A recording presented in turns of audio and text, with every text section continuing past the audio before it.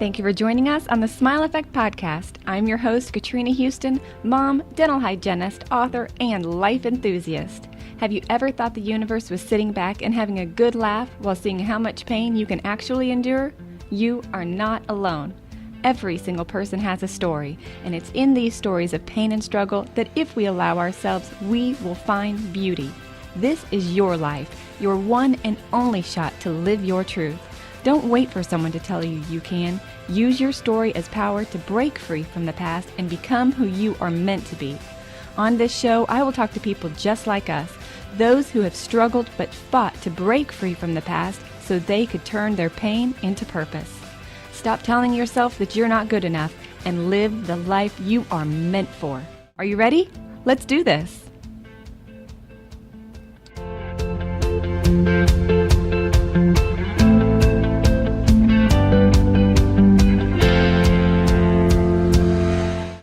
Hi, Chris. Thank you so much for being on the show. Hey, Katrina. Thanks for having me. I really appreciate it. Absolutely. So, Chris, this podcast was created to help people break free from whatever it is that's holding them back. And let's be honest, the American diet is one of those things. But you have done just that. And I'm excited for the listeners to hear your story. Yeah, I'm excited to tell it. No, I know that when you were in your 30s, you found out that you had some medical problems. So let's kind of start there. Tell me what life was like and what your lifestyle was like prior to that. I was raised in a middle class working family, youngest of three boys, and they had the exact standard American diet that everyone talks about: the meat, the junk food, the processed foods. My mom didn't really cook much. My brothers and my fathers were alcoholics, and they were addicted to tobacco. I grew up in a very unhealthy environment as a kid, and kind of a lot of the stuff that came out of that, the background of my family. We also have genetic heart disease in our family. We got diabetes and obesity, and my father had multiple sclerosis. So, I mean, there was a lot going on early on. So I was kind of already set up to fail, as most people would follow the traditions of their families and kind of do the same things they do. At some point in my early teens, I broke away from that. And I kind of can attribute that to I found the hardcore scene when I was about 16, which was like a music scene, but it was like it was kind of like a socio-political aspect to it, where there was like a movement of kids who didn't want to have premarital sex. There was celibacy. There was kids that were straight edge that didn't want to do drugs or drink, and then there was kids that didn't want to eat animals, that were vegetarian, and so on and so forth. So I used to be very involved in the scene, and I used to write my own magazines and stuff with all my ideas. But that's kind of where I think the turning point happened for me, where I stopped,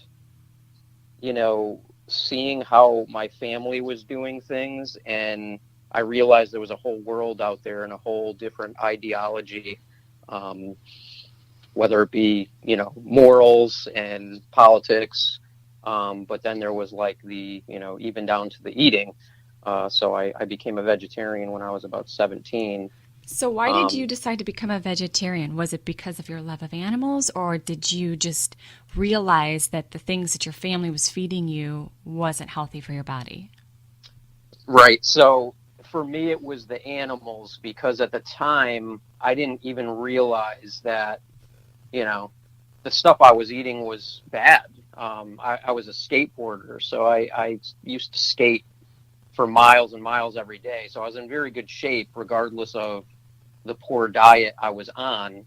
But what got me into vegetarianism was I was reading some of the hardcore fanzines that some of the kids were writing, and I just started researching it and looking into it more and seeing like what was going on in like the factory farms and that kind of thing. And it kind of hit me when I watched this documentary and it wasn't like a vegetarian documentary by any means. It was called Faces of Death, and it Oh my was gosh, yes. That takes me back. Yeah, so I mean, it just showed these random things of like people dying in different situations, but then there was like some parts where they were showing how animals were killed, and I was just shocked because I had never seen anything like that. And so that's exactly why I became a vegetarian in high school.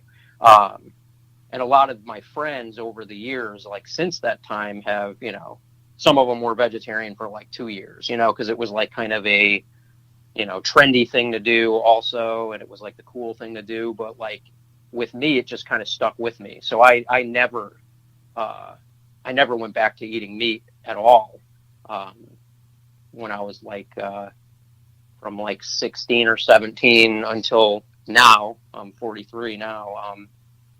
I think what got me on a very unhealthy path was the dairy and the eggs and all that stuff that I was consuming over the years. And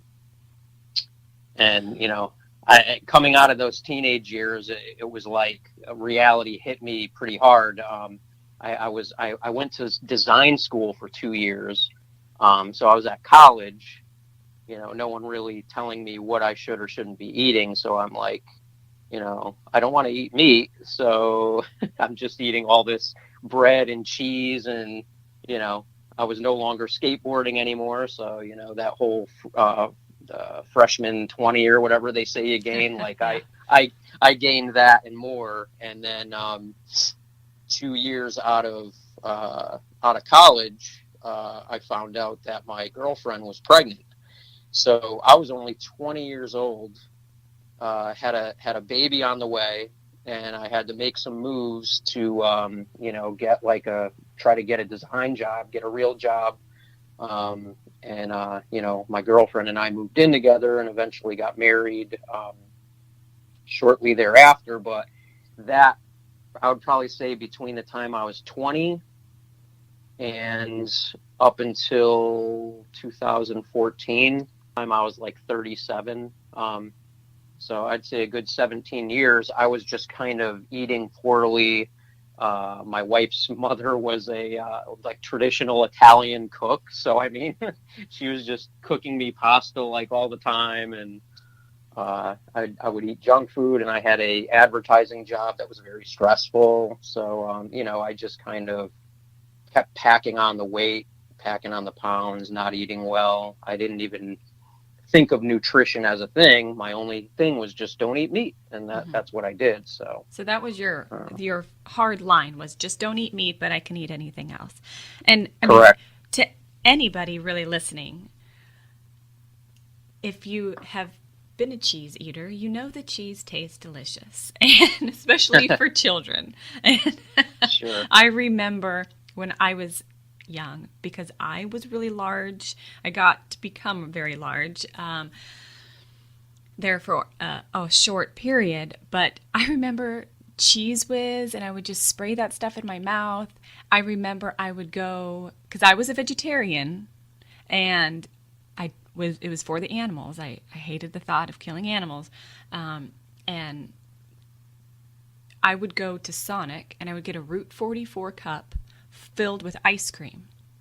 And I would eat the whole thing, because ice cream is delicious and cheese is delicious, but they definitely, they can take a toll on your health, that's for sure.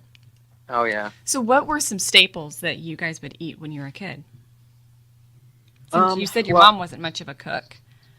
Yeah, I mean, well, I guess before I was vegetarian, she would just kind of literally open up a can of vegetables. I mean, that was actually, now that I think about it, that was the one thing she did promote that kind of helped me, whereas it didn't help my brothers as much. But she liked the vegetables, even though they weren't fresh.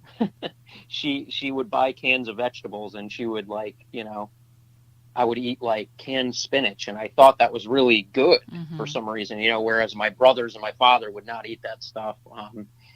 But I know the canned one had because I remember what I liked about it so much was the canned stuff has so much salt in it. Mm-hmm. And I'm kind of savory type guy, so I do like my salt. Um, these days it's pink Himalayan, but Mm-hmm. probably better than the iodized Yeah. refined stuff that's out there. But yeah, I mean, she would come home with like rotisserie chicken, like from the supermarket, or they would make because I come from a Polish heritage too. My mom would used to make like kielbasa and stuff like that. Easy stuff that she didn't really have to use recipes for. But then when I went vegetarian, I was she was just making me like boxed mac and cheese, and I kind of Mm-hmm. lived off of that Kraft macaroni stuff. Um, but yeah, nothing really fresh, I would say. Everything was kind of packaged, processed, McDonald's, Burger King, that type of stuff. Because we know those are not all beef patties in that McDonald's burger, that's for sure. So, what was it like for your parents while you were going through this transition? Did they think that you were going through a phase? Was it hard for them to deal with your new lifestyle? What was that like? So, yeah, I would say they just thought it was probably a phase. Because like I said, I was a skateboarder too, and they thought that was going to be a phase, which it was, but I did it for, 7 or 8 years. But I mean, they just assumed like, it was something my friends were doing, so I was just going to do it, and sooner or later I'd be back to, eating whatever they were eating. And there was a certain level of them just not getting it either. My mom would constantly say, "Oh, do you want, I'm gonna get lobster or something like that." And I'm just like, that's I'm a vegetarian. I don't eat that. It took so long to get them to like understand that aspect of it. And it still does get people, it's hard for people to understand the big picture because I'm plant based and I don't I try not to eat meat, but we'll go into that later. But it's funny how people will look at me and they'll say, "Oh, you can't eat that." I'm like, "No, I can eat it, but I choose not to." Right. So Yeah. people are starting to get it slowly but surely, thank God. But it's a process for society as well. For sure. Yeah. It's a big one. So here you are, 37 years old. You're in a stressful job and not eating the best, and you have a child, a wife. Tell us about the day that you found out that things were not, that things had to change.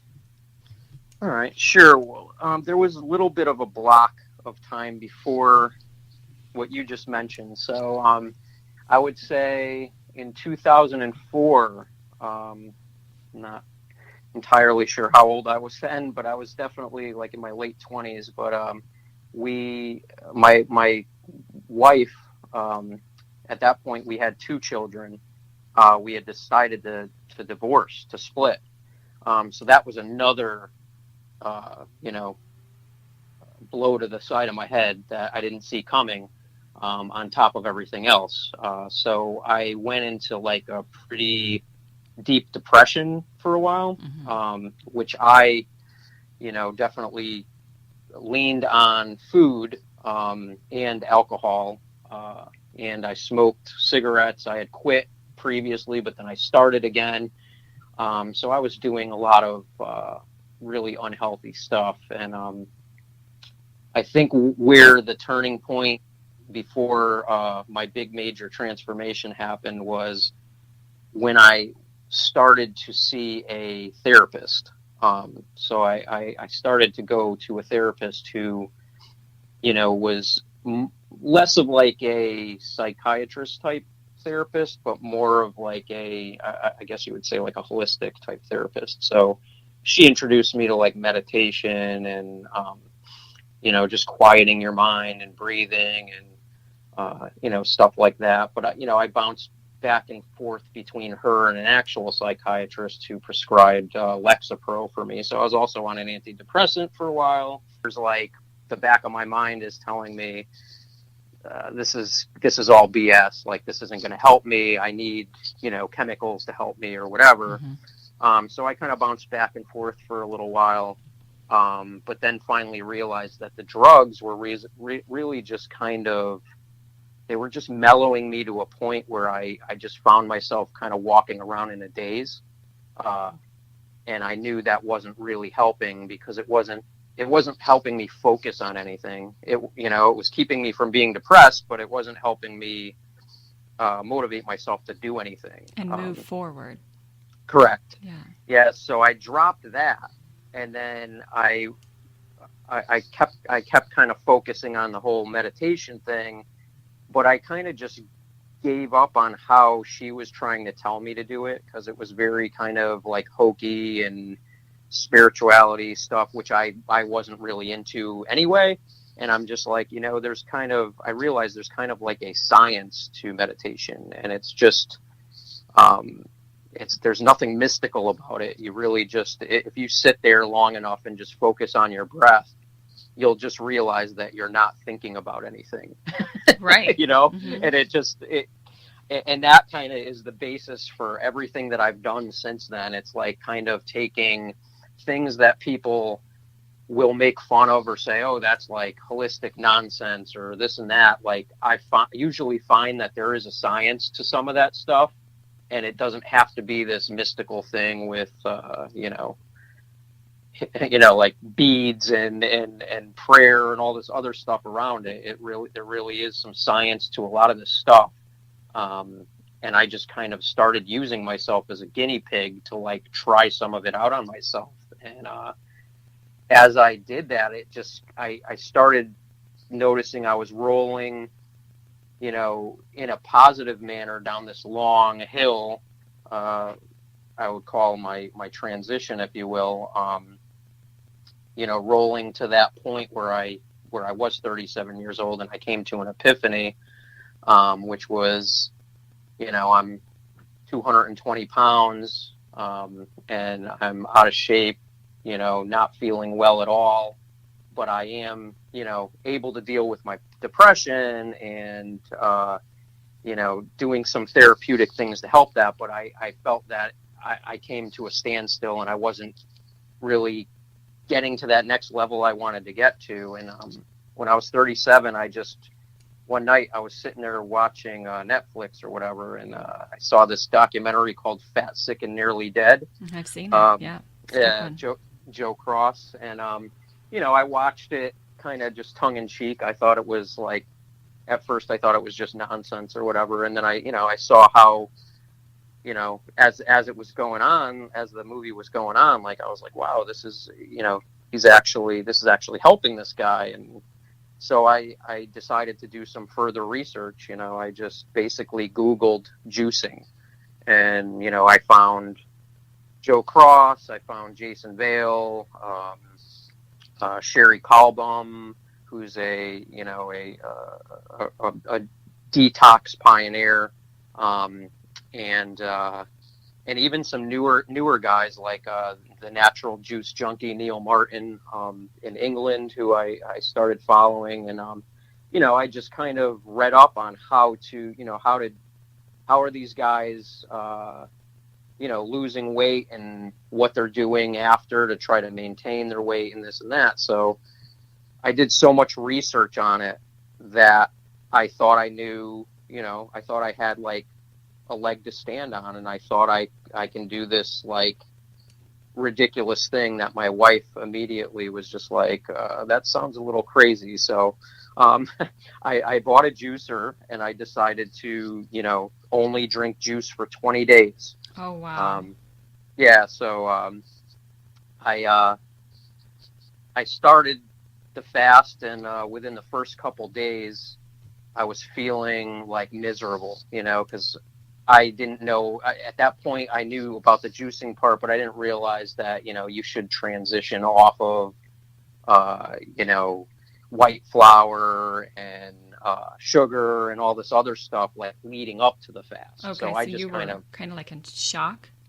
Yeah, I just kind of like, I probably ate like a huge meal the night before or something, and then just thought I would start off doing it the next day. And I've read so many stories about people that have done the same thing, but like they will fail and they'll usually stop after 2 or 3 days because the detox, if you will, you know, they say like heroin addicts come off of heroin, like you get sick, you get shakes, you vomit, there's all this stuff that goes along with it. And quite honestly, this is not much different depending on what your lifestyle was before you did do the juice fast. On the second or third day, you could be doing a lot of the same things. So I experienced all that, but something in my mind wouldn't let me stop. I'm like, if I get over this hump, maybe I'll feel better. And then I think on the fourth or fifth day, I woke up in the morning and I had my juice, and I just felt like, I don't know, something was renewed in me, and like I just walked outside my door and I walked around the block. And I had never done that, like, I never done any exercise or anything like that. And it just I'm just like, oh, I want to go for a walk. And I just kept juicing, and I did up to the 20 days. And then what I did was for 10 days, I ate, but I only ate clean plant-based food, mostly raw, actually. And I would still do the juices, but so I did 10 days of that. And then I went back to 10 days of juice only. So I did this kind of, this back and forth thing until I completed 45 days of total juicing. So it was like a 20, 10, 10, and then 5. And then in between just eating the whole foods and, doing smoothies and the juices.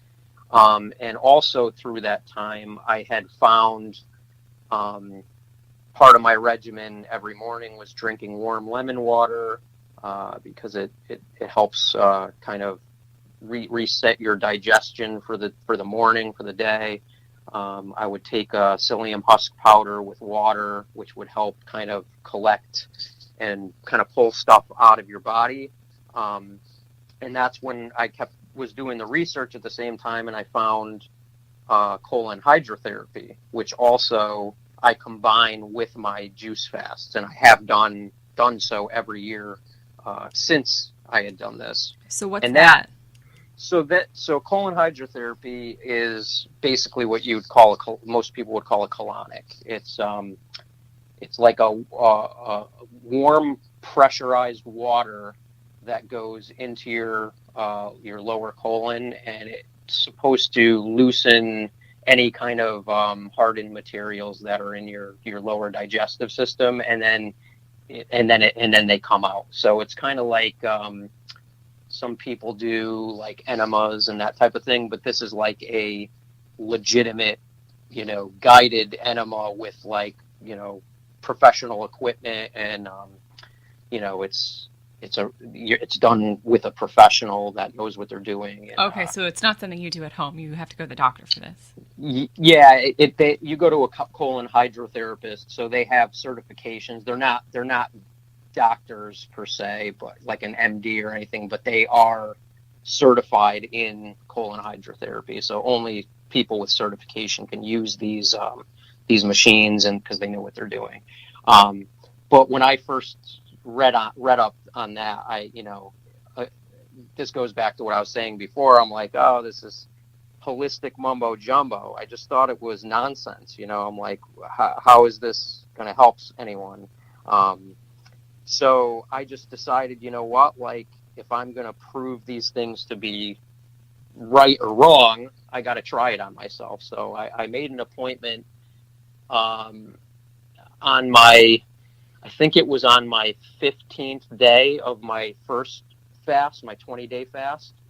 So I made an appointment on the 15th day into my fast. So I had already, I won't go too much into detail, but I had already 15 days into a juice fast. You already have, everything is already You're exited pretty cleaned your body. out. Yeah. I mean, yeah. so I knew going into this, if anything comes out of my body, at this thing, then it's got to be real, because I had already, I wasn't having any bowel movements for days and days before I went here. Because that's, if you do a prolonged juice fast, you start to see literally after 5 or 6 days, you're really no longer having productive bowel movements. You're really just urinating or whatever. So anyway, I go to this appointment, and the machine itself, it has like a window on it, so you could kind of see what goes by. That's pretty gross. Yeah. So it's gross, but at the same time, it's good, because if you're somebody who doesn't believe that it works, you're completely blown away by what happens. So the first time I go in there, it's a very comfortable environment. I guess I would say it's almost like going to like a massage therapist office. It's very discreet. They have you covered. Like she's not looking back there or anything, and there's like music going on in the background and stuff. But like we're just sitting there, and she's very, a humorous woman. We're talking, very nice person. And at least 10, 15 minutes goes by, and she's already, kind of done the, let the water in, let the water out, nothing's happening. And then all of a sudden, she's pointing it out, and she's actually telling me what the things are too. And like she's very informative, so she could give you like beneficial information on what what kind of foods would be better for you to be eating, whether they be like sea vegetables or, fermented vegetables and those kind of things, because it helps your gut, especially after getting a procedure like this. But after that first one, she said that, and it was about an hour long. She said, let's schedule one for your last day of your fast. So 5 days later, I had another appointment scheduled. I'm like, really? You think there's going to be anything left in me? She's like, just watch. And I'm like, okay. So I go home after this first appointment, and I get on the scale, and I was 5 pounds less than I was before I went to the appointment. What? So I know some of that is going to be water. But from what I saw come out of me as well, like I was just astounded. It was like I had this new this new secret, and all of my friends were hating me at the time. Like I got to say, like when I was doing the juice fasting and told people I was going to get a colonic, like I'm sure I lost a lot of friends through that. My family, they all thought I was nuts. So anyway, I go back the last day of my juice fast, day 20, for another appointment. Same situation, 10 minutes, 10, 15 minutes, maybe even 20 minutes goes by, nothing comes out. And then it's just like an endless stream of stuff coming out. So I'm just like, how is this possible? Because it's like, if doctors aren't promoting something like this for patients that have digestive problems or obesity, or even people that are going in for colonoscopies. I know they make them drink this like weird stuff that's supposed to like expel stuff from their body, but I mean, people should be getting colonics. And I had done some reading up, and I found out that back in the old days, if you were to go into the hospital like in the 30s or the 40s, before they would even try to diagnose you, the first thing they do when you enter the hospital is you get a colonic, more or less.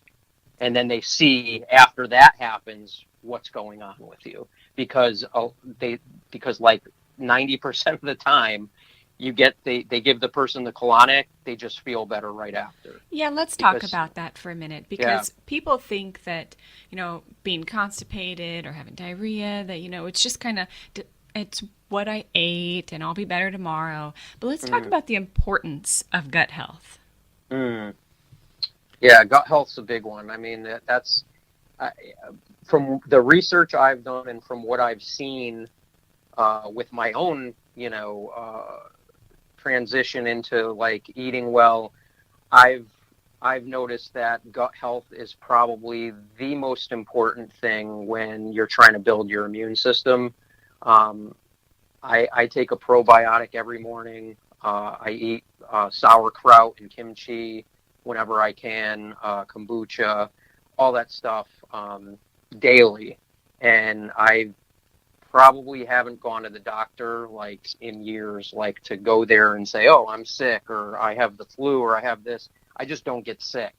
I mean, I would say in the last 5 years, I've been sick once, and it was because I I did it to myself, not on purpose, but I remember I was going through this period where I was working out really hardcore, and I just overdid it, and I totally broke my immune system down, and I got sick. But I mean, for a person coming from my background, I was sick like once or twice a year at least, all the time. And then once I started going on, I went vegan and started doing the juicing, and was more concerned with the gut health and the detoxing. I just my immune system's like rock hard. I don't know how else to say it. And it's It's not like, just the immune system, too. So people who are dealing with fatigue or depression, I read something recently that said 70, I think it's about 70 or 80% of the serotonin comes from your gut. mm, So, yeah, I read that too. I think there's a documentary about that. I think it's like how the gut and the mind are very closely linked, yeah, it's like and a second brain. yeah, and how they react to one another. Because I mean, if you think about it, well, I mean, at least in my past, when I was severely depressed, when my mood was like super low and down, I would make myself physically sick from the way I was mentally thinking and feeling. So I believe I believe that wholeheartedly, that the two are connected. And So sometimes you can have a bacterial overgrowth, which can cause very similar issues. So if you're yep, somebody who struggles with constipation a lot and then 2 days later you have diarrhea, then most likely you have something going on with the bacteria. So I have struggled with SIBO, which is a small intestinal bacterial overgrowth, and so I shouldn't have probiotics because I have to get rid of all that extra bacteria in my gut, because when I eat, and I'm eating a lot of plants, they're really healthy for me. They're things that should be really amazing for my body and my skin and my hair, but the bacteria is killing all the good nutrients, and it's taking the nutrients and getting rid of it instead of it right. going and doing what it should be doing to the body. So if you're having issues like that, maybe you should go and you talk to some kind of doctor who is familiar with gut health, because it's not always just being constipated or what you ate. There could actually be something going on with your gut. Sure. I mean, and I'd even say, in your case, I would even recommend to go see a colon hydrotherapist, just because one of the main things she said to me when I was in there, um, that second appointment I had afterwards, she told me that I was going to have to, up my intake of sea vegetables, fermented foods, probiotic, because you lose a lot of the bacteria, good or bad, when you do the colon hydrotherapy. So maybe in your case, that would help you get rid of the bad, and then maybe you can plant the seed with good bacteria after that. Yeah, I love that. I'm definitely going to look into it. Thank you. Sure. The thing that brought me to this epiphany, and when I first saw the Fat, Sick, and Nearly Dead, I had already known that I had high blood pressure, I had high cholesterol, I had kind of like a unexplained fatigue syndrome where I didn't really want to do much of anything, which could probably be linked to my depression as well. I had a lot of joint soreness in my body just because I was carrying the extra weight, especially on my hips. I had bursitis in both my hips. I had plantar fasciitis in my heels. So I had a lot going on inside my body and physically as well. So as I was doing the juicing, I wasn't really paying attention to how, like, I wasn't like checking in every day. Oh, does my hip feel better or does that feel better? Like it was kind of like I just got so caught up in doing the juicing that after the juicing was over and my body wanted to just eat better food. So I just continued to eat really well and continued to juice and, mixing my juices and smoothies with the clean eating. And then it wasn't until like 6 months after that whole thing that I was kind of playing around with my wife in the bedroom, and I kind of grabbed her jeans and put them on. Oh boy! just to make a joke. Yeah, we might need to hear the rest of that story. No. Yeah, I mean, it was kind of spectacular because it was like I did they fit? Them. Yeah, they fit like wow. perfect. And it just at that point I was still wearing all of my old baggy clothes, and it hadn't even occurred to me that I had lost that much weight because I wasn't stepping on a scale every day. I just didn't care. Like it wasn't like I was trying to go on a diet. You know what I mean? It was like something in me just said, do this juicing thing and see where it goes. And I just got so into it that I was becoming healthy and I wasn't even realizing it until I finally went back to the doctor, got my blood checked again, got my numbers back. I was like, holy cow, like I've reversed all this stuff. My hips didn't really hurt anymore, which made it so I wanted to and my heels didn't hurt anymore. So it made me go from walking around my block once a day. I started running, and before I knew it, I was doing 5, 6, 7 miles running. And then I got onto a bike and I, started off doing a couple miles on the bike. And then eventually I was doing 20 miles a day. And, it was just this whole thing that happened to me. And it happened in like 6 or 7 months. And it was just one day at a time. Just one day at a time. Yeah, just kind of. People will look at where somebody is, like right now, and think, oh, I could never get like that. But they don't realize they had to start somewhere. Right. And you don't just go from sitting on the couch and eating potato chips to riding your bike for 20 miles just overnight. It's a daily process. So I have to know, what did your doctor say to you when all of your numbers came back?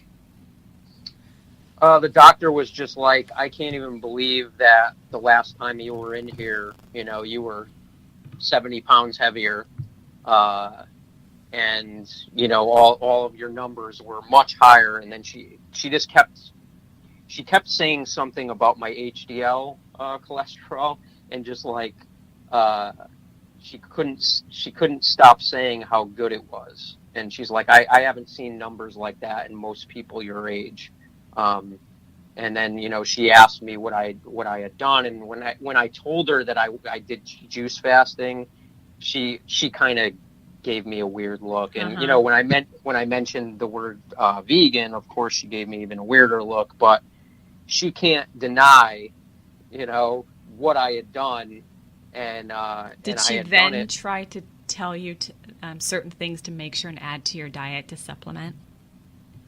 Yeah, I mean, at that time, I will say when I did get my blood workup back, the two things that I did need to work on, which are prevalent in most vegetarian diets, you hear the B12, right? Mm-hmm. and the vitamin D. So my levels weren't, everybody needs vitamin D though. I mean, right. People who eat meat, I mean, almost everybody's vitamin D is low. Right, and they also attribute vitamin D to dairy. And since I wasn't doing dairy, she immediately was saying vitamin D. And I mean, the numbers weren't really that low. I had always had kind of a vitamin D issue anyway, and I get seasonal depression sometimes just because you're not out in the sun and so on and so forth. But neither of those numbers were deficient. They were just a little low. So all I had to do was, I found a plant-based supplement. It's like a spray. You just spray under your tongue daily, and I've never had problems since. I get my numbers every year. So I started going to a holistic doctor because the last doctor that I went to, when I told her that I was plant-based, well, no, it was before I told her I was plant-based. She said, okay, well, now at your age, I just want to make sure that you're drinking a lot of milk. Oof. And I was so, mind blown that she would say that to me. And I said, well, I don't drink dairy. And she looked at me and kind of cocked her head to the side and gave me this, oh, are you vegan? Like I had a disease. And I was so irritated. I never went back to her. And I went and I found a doctor who would understand my lifestyle and therefore help me with the issues that I was having, because she was so concerned with my dairy intake. Right. So, I mean, that goes back to what I was saying before about, I try to take a look at those myths and those things that are said by doctors or said by scientists, and I kind of try to dissect them and see where it goes, and I put it in a very common sense way. So what you're looking at, for what doctors are trying to tell you when they want you to drink milk, is because the dairy industry for years has been making a marketing push to say, hey, dairy has vitamin D, dairy has calcium. But hey, you know what? You know what cows eat? Cows eat grass and plants, and that's where they get their calcium from. Yes. And then when you milk a cow, you're getting a second-hand calcium. So wouldn't you just go to the source and eat kale or eat spinach and get all the calcium you need? And get way more calcium. Right, and not the type of calcium that actually leaches calcium from your bones.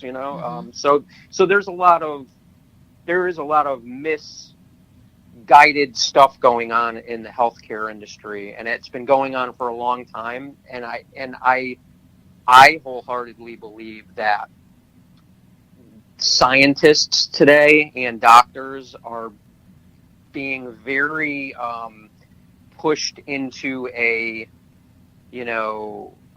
agenda-based research thing, where it's like they're getting some kickbacks. They're getting, I even looked up my own physician to see what kickback she was getting from pharmaceutical companies, because you could actually look that up. I forget what site it is, but she had 5 or 6 different pharmaceutical companies that were taking her out to lunch, so when they're pushing stuff in the doctor's office, there's something behind that, doing that. And it's not because they believe it, it's because they're getting something in return for saying it, or so on and so forth. Right. So and I think also, let's be honest and be fair to some of the doctors that they don't have a lot of nutrition courses. And they're definitely not talking about plant-based nutrition. If you're going to try to transition your lifestyle, there's plenty of research out there, but you need to talk to somebody who is going to understand where you're coming from and the goals that you have, because you could go to the normal physician that you've been going to who's completely unknowledgeable or against a plant-based diet, and you're not going to have much support there. Right. And I found that early on when I was doing all my the start of my transitioning, and I had gone to a couple different naturopaths and doctors, and that's when I think something switched in my mind, and I kind of came up with my mission statement, or credo, if you will, is it's detox the mind and the body will follow. I love that. Yes. So everybody talks about detoxing the body or, doing this and that with the body. But what I'm trying to say is it's all in the mind, and it's not just about like, what you're thinking about nutrition. Some of it just has to do with like, think about how you grew up. Think about the things your teacher taught you. Think about the things your parents told you. Do any of those things ring true anymore? Were they ever true? So a lot of people, a lot of adults are just walking around with all these things in their mind that are stereotypes or, myths or something somebody said 20 years ago that wasn't true. And we just hold all these things in our brain, and then we live our life based on them. So Right. that's what most of the world is doing. And that's why the world is so crazy, because you're living your life based on nothing that's like your own doing, your own thinking, your own guidance. So when I realized that, that's when I was like, I'm just going to throw away everything these doctors are telling me. I'm not even going to listen to a doctor or a nutritionist or a scientist or whatever. And I'm just going to try to do what I think is going to work and see if it works. And that's when I, figured out my whole plan and way of living and stuff. And you just have to kind of take everything out of your brain that was in it before, and you just, recraft it with what actually worked. One of the things that happened to me, I went to go see Dr. Colin Campbell speak, about an hour away from where I live here.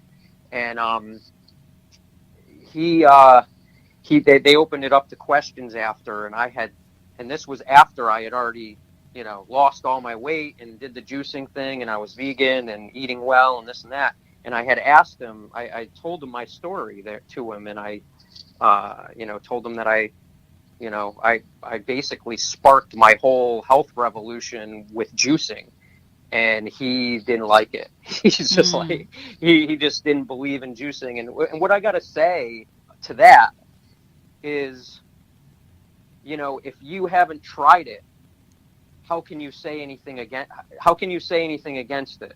You know what I'm saying? Like, even though you're a scientist, and even though you have done, you guys probably have this study or that study, have you ever done a study on, 20 or 30 people doing a juice fast at once? Probably not.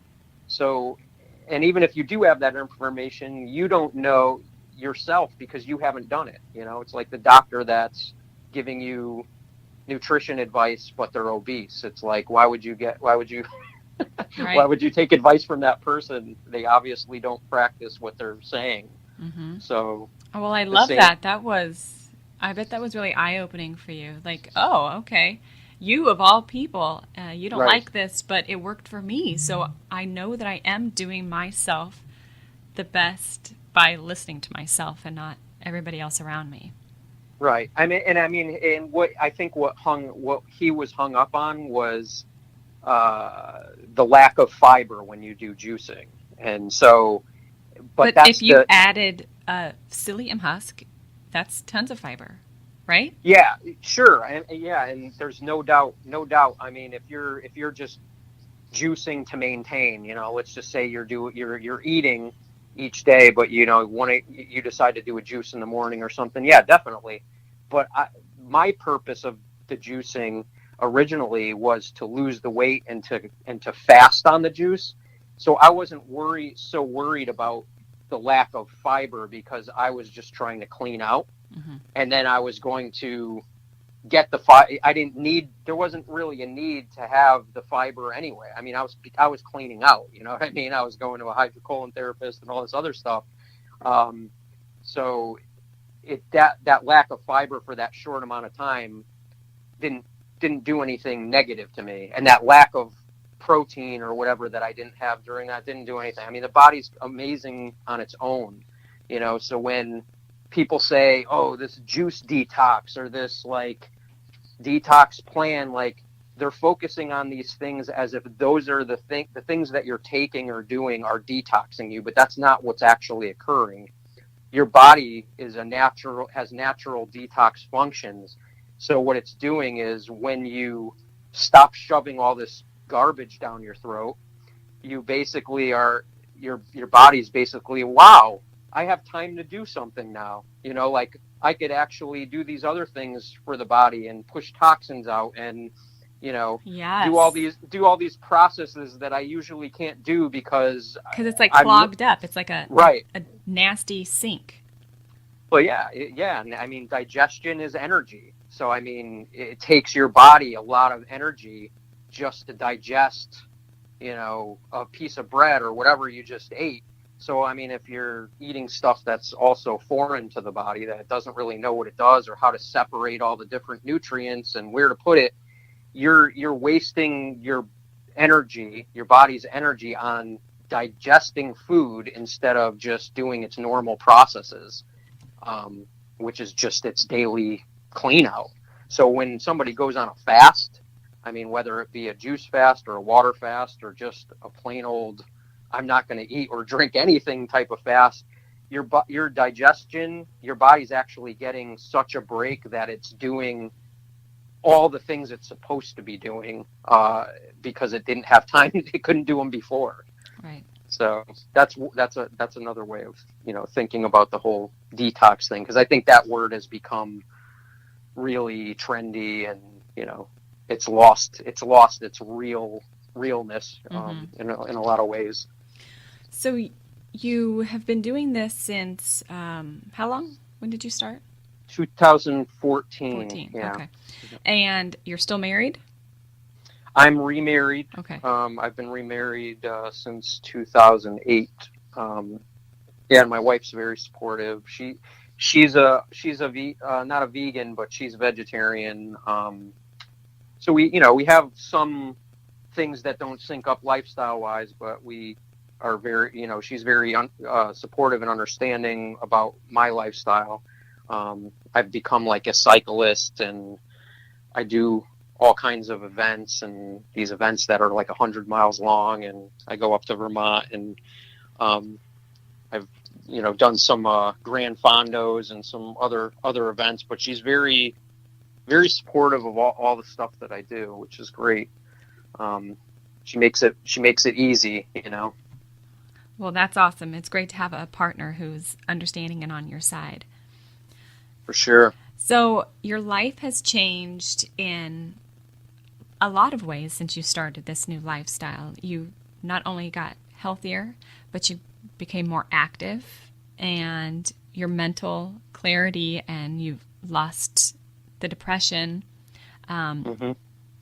What tips could you say you could give to some people who are considering this kind of lifestyle change but not really sure how to go about it? What would you say would be some major tips that you could give them? Well, the first thing I would say is, my moniker, what I said before, is detox the mind and the body will follow. That's the biggest tip I could give anyone. And what I mean by that is, don't immediately bring it to, I have to go on a diet. Right. Because that's where everybody fails. It's a lifestyle change. Yeah, everyone thinks they have to go on a diet. New Year's coming, I'm going to lose weight. I'm going to do this. It's like, don't even go there yet. Don't even think about that yet. First, think about what's something I can change that I'm doing now that I'm willing to change or that I'm willing to do without, and then chip away at it like one little thing at a time. Like I wrote this article about a while back about if a goal is too big in your mind, there's a 99.9% chance that you're not going to achieve it because you're making it too big. Mm-hmm. So take that goal and scrunch it up into a little tiny piece of paper, and then say, all right, this is my goal, but what can I dissect the goal into, 100 different parts, and then maybe just do one a day?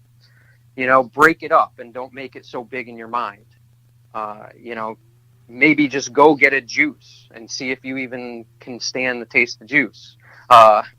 Make a smoothie for yourself instead of having like an egg and cheese breakfast sandwich or something. Just one morning, just wake up and blend together a banana with some kale and some some chia seed and maybe some protein powder, and like just start trying to do those little things. My big thing was, like I said earlier, warm lemon water. I had like a coffee addiction. I was drinking like 5, 6 cups a day, but that was like one of the things I started to do was like, can I drink 4 cups of coffee and then have a warm glass of a warm cup of lemon water, and replace one of those, and then the next day, can I replace 2 of them with that, and then before you know it, you're just not drinking coffee anymore. Mm-hmm. And that's maybe the first thing, maybe it's just that, and then you just start doing it with other parts of your life, with like, the foods you eat. If I know that there's this one thing that's like my soft spot, whether it be like, I don't know, cupcakes, or like you were saying, cheese, like maybe just try to replace it with one thing first and see if you can do that. And then as you keep making these little gains, you start to see, hey, wow, I just kind of changed the way I eat, like for half of my day, every day. Right. And then you just keep growing it and growing it. So, I mean, that's probably the biggest thing I can say to anyone is just don't try to lose weight.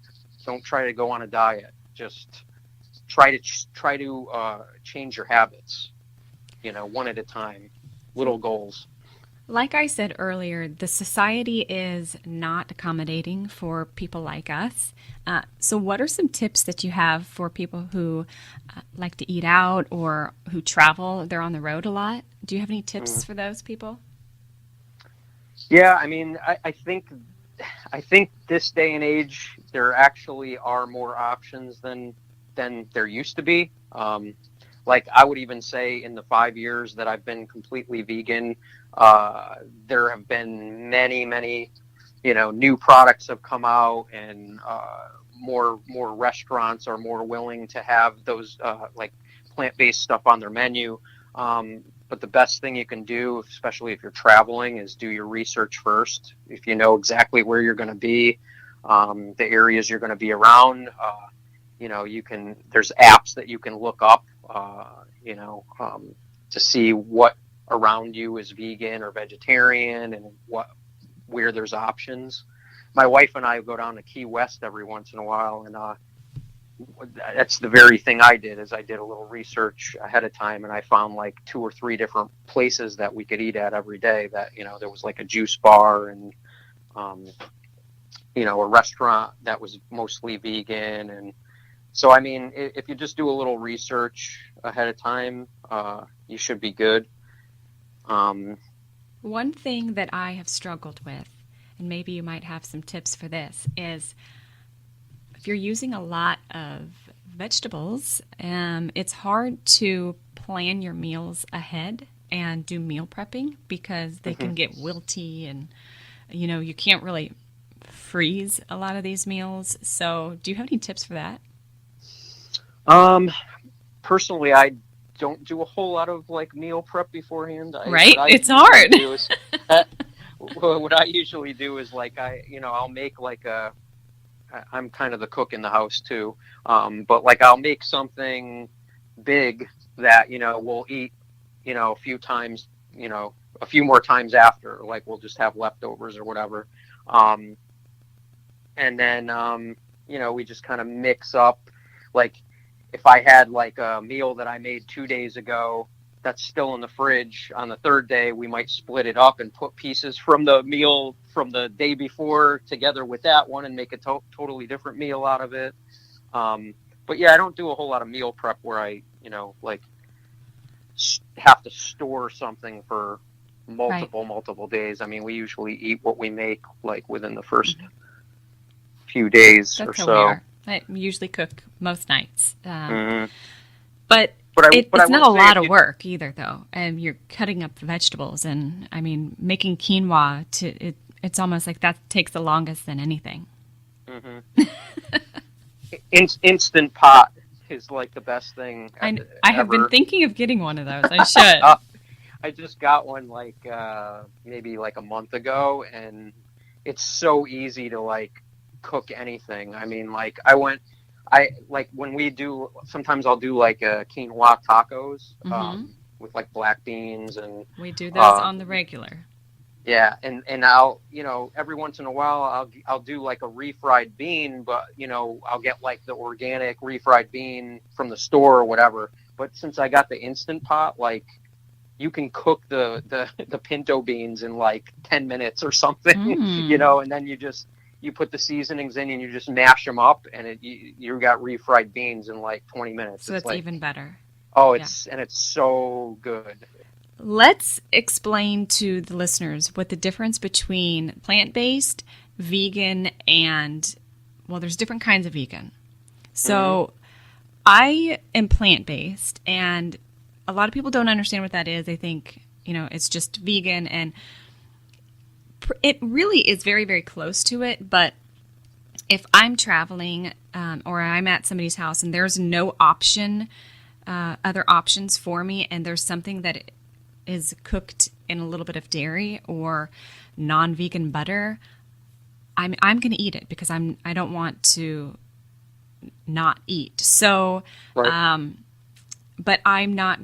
Sometimes I will. I do have to say, sometimes I will eat sushi.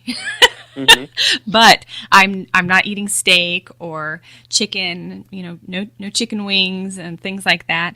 But I'm closer to vegan than I would say anything else. And most of the stuff I eat are plants. So Hmm. anything that comes from the earth. I try not to eat anything prepackaged. But tell us the difference in vegan. Sure. So the biggest thing that people mix up with vegan and plant-based is that the word vegan has been around for a very, very long time, and it never started with having anything to do with health. So that's the first thing. Vegan is kind of a stance. It's a moral stance. So to say that you're vegan, you have to think beyond just what you consume, what you eat. So if you're vegan, you're against using or exploiting animals in any way. So you wouldn't be wearing leather, anything. Like everything you buy, you look for doesn't have leather, doesn't have suede. You buy products that have not been tested on animals, like shampoos and body care products. You make sure that there's no animal products in those, or that they have not been tested on animals. So those things I just said have nothing to do with even eating. So I mean, like, that is the big thing that makes vegan different from plant-based. Mm-hmm. So then when you bring it to the diet part, obviously you don't eat anything that comes from an animal, including honey, um, any dairy products, no eggs, nothing that comes from an animal. Um, so the reason most vegans in the past they're called vegan, they're not really out there looking to eat fresh vegetables. I mean, like, it's not for health. In other words, they're just making a stance. Like, I'm against anything that has to do with exploiting animals. Um, but now, when you bring the health aspects in it, uh, um, over the years, there are many vegans that already were vegan, but now they eat better too. Now that they know that their health, it makes their health better. Now they're focusing on eating the good things within the vegan array, because there are vegans out there that they don't care about healthy food at all.